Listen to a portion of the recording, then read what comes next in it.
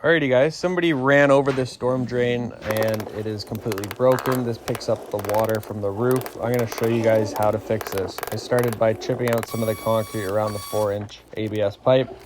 There was a hub on the end of this pipe. I decided I'd try and cut some of it out, but it didn't go too well. And I didn't want to break it with a jackhammer, so that's when I pulled out the 4-inch inside push to connect fitting by Fernco. It goes inside the pipe. It is a game changer. I highly recommend having a couple on your truck. Anyways, I hope you guys enjoyed the video. Watch how I fix this pipe.